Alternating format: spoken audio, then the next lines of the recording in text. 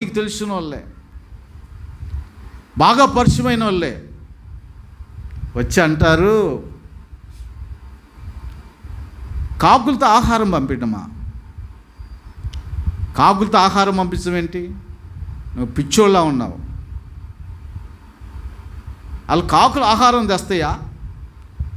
వాటికే సాలవు. ఏరే వాళ్ళకి సహాయం చేసే బుద్ధి ఆడుంది వాటికి.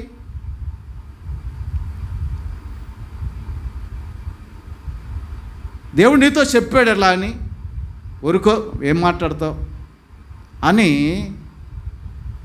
ఇలా మాట్లాడే వాళ్ళు కూడా వస్తారు.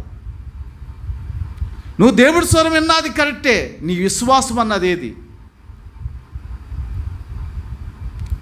దేవుడి స్వరం విన్నప్పుడు అక్కడే ఉండాలి నువ్వు. దేవుడి స్వరం విన్నప్పుడు ఎవరి మాట పట్టించుకోకూడదు. 100 మంది వస్తారు, 100 మంది 100 రకాలుగా మాట్లాడతారు.